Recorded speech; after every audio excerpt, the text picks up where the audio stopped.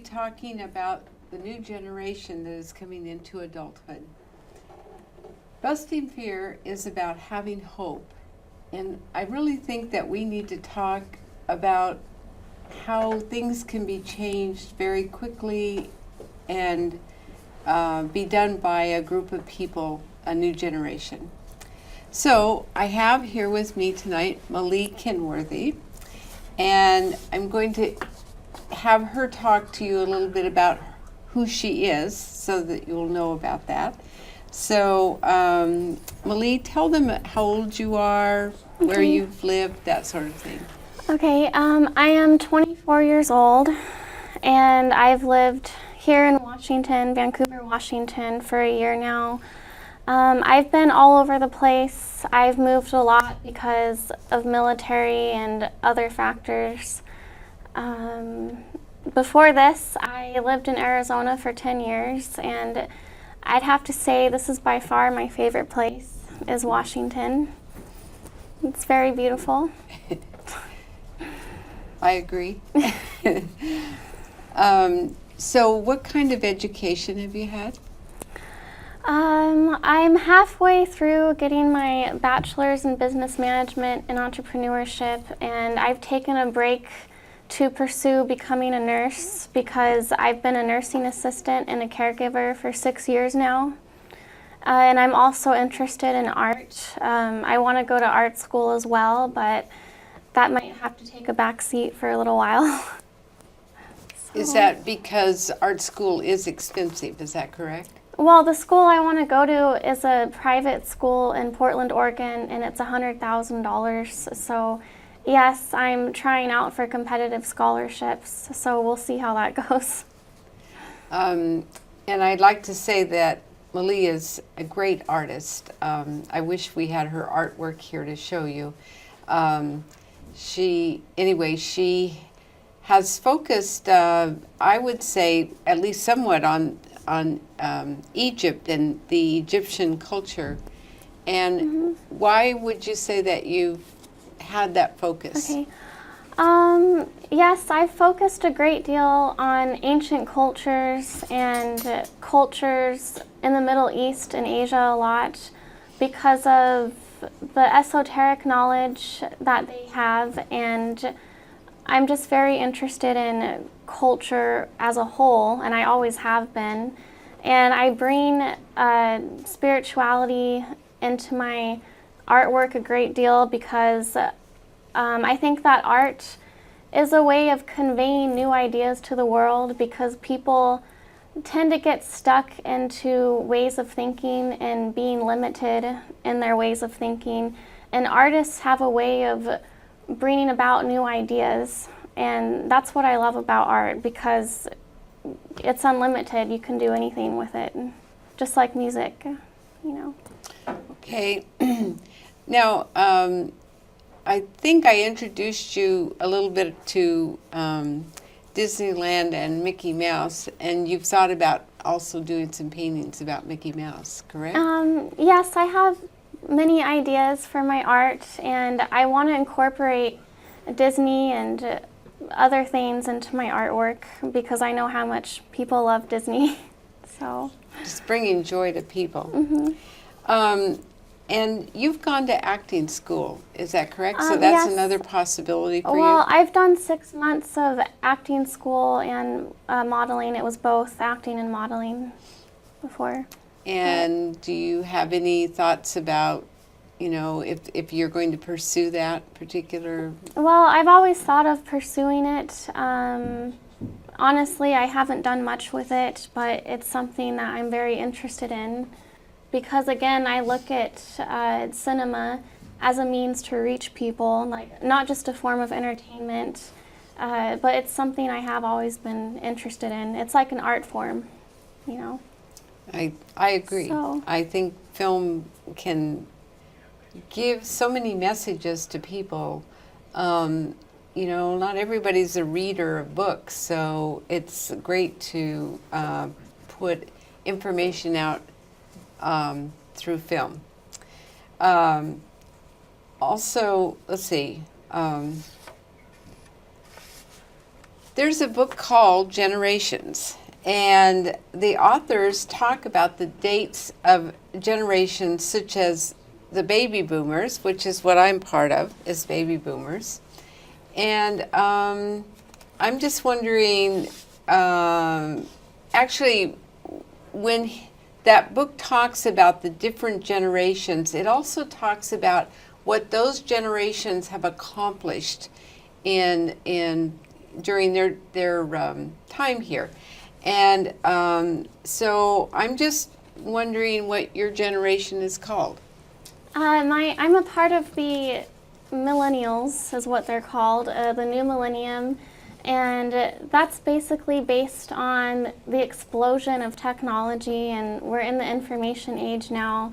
And your generation was the baby boomers because of the war, World War I and World War II, and my generation is just very focused on new ideas, and all the technology and technological advancement is really driving much, I would say almost everything that's happening right now in the world. It's connecting people across the globe, and it's making different things possible that people would have never thought possible, in my opinion. So do you, I mean, that's a generalization about your generation. Do you think that there's how would I say it, maybe a couple of sentences of what your generation is here to accomplish? I think that every new generation is here to accomplish a new way of living. Every new generation is not completely satisfied with the old ways of doing things. And we talked about this earlier. It's a new renaissance. And 5 centuries ago, there was a renaissance where there was explosion of new ideas and art and, philosophy, new ways of thinking and being. And I think that's happening again because people are not satisfied with the way that we've been living. And an example would be 20% of the world's population owns 80% of the wealth. And that's extreme imbalance, and it's becoming more extreme, and people are beginning to do things about it because they're not happy. Also, I'd like to say that this is live streaming, and so you could call in if you want to ask a question.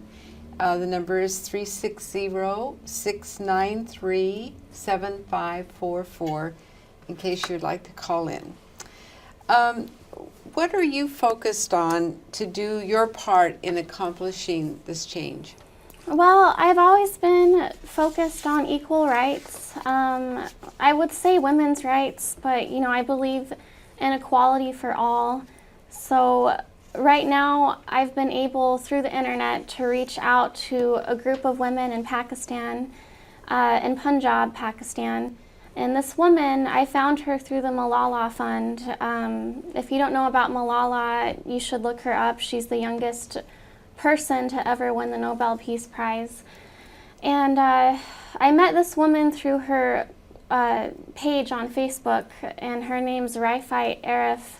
And she started a free education fund called Zephaniah Free Education, because right now 70 million it's close to like 100 million people are not in school, or children are not in school because of poverty or a lack of not being able to access education. So she started her own school, and she's teaching people for free.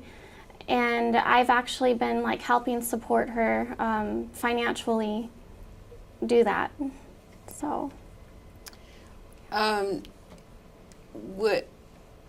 Let me think about this. So your recommendation would be for people to research and discover some projects that they really want to put their energy and money into. Is that right? Yes, there's plenty of things that people can do, and there's really no excuse as to why you can't do research now and figure out like where you can help. That's just one small area like of where I'm helping right now. But yes, I did research, and that's how I found her. And is that a good way of? Yes, and I think people can do that. Another question is, I think that you believe in extraterrestrial civilizations, and you're very interested in UFOs and that whole area of study. Do you have any words for people about that? Well, I just have to say that I think people should keep an open mind, because we're one planet in a galaxy in this universe, and there's billions, maybe trillions of galaxies, and the reason we should be open to it is because we don't know, we don't know about ETs and if we might be connected to them. I'm just saying, have an open mind. And I know people who've seen UFOs, and I believe that there's other intelligent beings, and they might be more intelligent than we are. Okay, and what are your spiritual beliefs? Could you share those? Well, I was raised religious. My mother and her family are born-again Christian, and my dad married a woman from Greece, and she converted the family to Greek Orthodox. So I was religious for a while until I was 17, and I started exploring different ideas on my own, because people, for the most part, are not going to encourage you to explore outside of the box. But I was not satisfied. I do believe in God, but I am very open with my beliefs, and I believe in reincarnation. I believe in the possibility of ETs. I'm interested in many things: astrology, numerology. I believe everything is energy. Even scientifically, everything is energy. Nothing is solid, even though we perceive it to be solid. We live in a constantly changing world, and I believe that it's influenced by our thoughts, which is why it's so important, especially for my generation, to make changes in order for us to progress as a species. Because even if we become technologically advanced, that doesn't mean that you're spiritually advanced. There's more than just one level of intelligence. There's also emotional intelligence. And if you're just focused on intellect and you have no emotional connection, then you're really missing out on the big picture, because that's what people are. We're emotional, spiritual, not just intellectual. We're complex. So I also believe that it's good to be well-rounded in your education.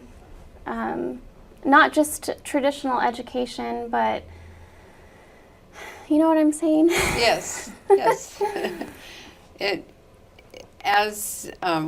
Every generation is really complex. So you're a complex person. Well, I'm just saying we're moving into a different era, and I don't think people realize that because it's happening so quickly. But during the industrial age, people were focused on, okay, ABC, we have to get a job, or we have to go to school to get a job to pay the rent. Well, that's not satisfying anymore, because people need, a household can't just have one job. People need two jobs. The parents can't support a child with just a job alone. So I think it's good for people, I'm just saying this because I've done a lot of my own research. It's good for people to be financially and business educated, not just traditionally what is math, what is science. That can only get you so far unless you plan on getting your doctorate in a scientific field. Do you know what I'm saying? Yes. Now, tell me about your parents. They came from another generation. Yeah, my parents are Generation Xers. That's what they're called. And you told me that they were certainly a rebellious generation. Yes, both of my parents were very rebellious, and my dad, he's an artist. He's had his own company for 25 years now, and my mom, she's basically been a nursing assistant most of her life. So. Okay, what kind of art does your dad do? My dad, he started out in construction, and he would put structural beams to support mansions in North Seattle, but now he lives in Arizona. And now he works with art mostly, like building metal sculptures and things like that. And doesn't he also do like gates? Yeah, he does gates and fireplaces, and he can do anything with metal. Well, and I think that probably that's how he makes his living, is because he can do original things for people that have quite a lot of money, and they can say nobody else has this particular type of Yes. gate or fireplace. Do you have anything else to share about your parents as far as that generation and Well, that generation definitely had an influence on my generation. I think because they pushed the boundaries a lot, that influenced my generation to be more open-minded even than they are. And like I said, technology like the iPhone and the Apple devices and Facebook, Instagram, Twitter, like all of that is influencing us. I'm able to connect with someone across the world and help them, and that's never happened before. So it's an excellent point. I think that the world is so interconnected that it's a way to change things dramatically, and maybe not that we don't always see the big changes, but then after a while we notice things are different, and so I think it's a great way to change our world. Let me think about this. The type of work you do, where you're working with elderly people like me, do you find that you've learned a lot from work? Here you are at 24 years old. You've been doing this for 6 years, and you're working with people, much older in my generation, the baby boomer generation. So, what has that taught you, as far as your life?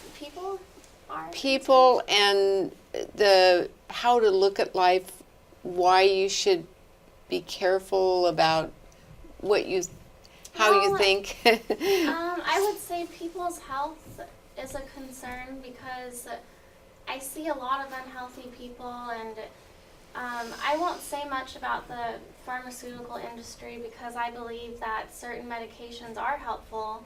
But I mean, it's just my own personal belief that, you should focus on food as your medicine and not lean on drugs so much.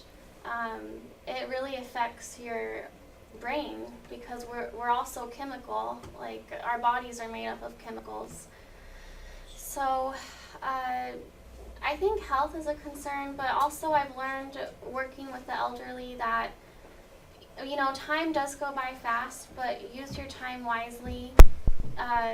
People don't realize how much time they have, even though time does go by fast. It's never too late to change. I've taken care of people over 100 years old, and they were still going strong. So I think that's a good message. It's never too late to change your path, or And how does it work with families? I mean, sometimes families are very attentive and come to visit these people, and sometimes there's no one. Well, unfortunately, in my experience, because I've taken care of over 60 people at this point, 9 times out of 10, the family does not visit the resident or the client. which I'm not putting families down, but I've just noticed it might be the culture in America, but you and I have talked about this. People are promoted for extreme independence, and sometimes I think that might be taken too far, like there's an imbalance. So it would be nice to see people visiting more and caring more in general, not just in the homes that I'm in. So I agree. I think that, and I heard the story about the guy who had lived his life going all over the world to different places, did not have a family, did not have children, and he felt that he should have had children to take care of him as he got older. But that's one of the reasons I ask you this question, is because it is no guarantee that that family is going to be there for you. But as you said, it's the new independence. And could you talk a little bit about the positive effects of the new independence? Well, I think being independent is causing people to, well, reanalyze their life, and there's not as much control as there used to be. Maybe in certain aspects, I know people would argue with me and say that there is control, you know, about the government and this or that. Especially like in the Middle East and places like Asia. I'm talking about family dynamic more of, and when it comes to women, like, you know, we've had to really fight to have independence. In America, it's pretty much obsolete, like the struggle with women having independence. We're very independent, but we don't always remember that there's other women, millions, that are struggling. You know, I mean, in America, we don't see a lot of suffering. Like, we know it's there, but we choose to be indifferent towards it. And an example of that is, I was just reading a National Geographic magazine, and the United Nations estimated that by the end of 2013, over 50 million people had been displaced because of war or things of that nature. And most of those were women, and you know, we just take it for granted in America, like all the independence we have and even the education, because it's practically thrown at us. But many people don't have that privilege. So from my perspective, I think your generation is here to bring not just a more peaceful world, but a world of peace. That's from my perspective. Yeah, and I think it's more complicated than that, because, you know, people always say, I want world peace. And I know people have free will, but we need more balance in the world. And a part of that is, you know, women having equal rights to men. I'm not saying, like, they have to have the same roles or anything. I'm just saying, and the way that they're paid, for example. Well, and I think each culture brings a different perspective as far as the role of men and the role of women. And so, but I think on a worldwide level, we're moving towards being more equal, male and female, in each culture. Because there are women that actually are protesting. I think in Saudi Arabia, the women are not allowed to drive, and yet there was someone that was driving a taxi, I believe, or something. Oh, yes, I saw that. There was a woman who stood up and was like, no, despite being threatened, I'm still going to drive a taxi even if they threaten my life. So, I think that this is true, that some women have the courage to actually stand up and they get killed, and they are imprisoned. But it's just like the suffragettes in the early 1900s in America. In order for females to vote, you know, they had to go through a lot. And I think that that's exactly what is happening in other cultures throughout the world. So I think your generation is not just changing the world from an American perspective, but it's a generation throughout the world that's making a huge change for our world. Yes, I agree. And it has many different aspects to it, not just, education and, human rights, but also with animals and the environment. These are all really big issues. What's your take on global warming? Well, I think there is, to some extent, global warming because we use a lot of gasoline to drive our cars and get around, and there is a change on this earth when these things are happening. I'm not sure because I don't know any of the details, so I don't know if global warming is doing as much damage as some people claim. I think our Earth is going through a change in and of itself anyway. So, anyway. Well, even, astrologically, I mean, I know not everybody is into that. There's changes going on right now, many changes, and we have many solar flares which affect the Earth. I've done research on that too, and, the Earth is magnetic, and we're connected to that magnetic field because we have a magnetic field.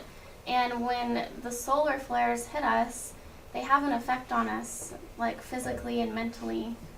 And Dixie and I have even watched a documentary on that I highly recommend that you watch. It's called Solar Revolution. And it talks about the different phases that humanity has gone through and how the sun has played a role in that. And I'm not just talking astrologically, I'm talking scientifically, like how the sun has an effect on us. We bring up global warming, and it doesn't just affect the environment, it affects us too. Yes, it affects our pineal gland and can make us even happier. Okay, so I think that's about it, and thank you for being on here, Millie. I wish somebody would call, but that's okay if they don't. At least people will see it. Okay, and I think we're going to have some music.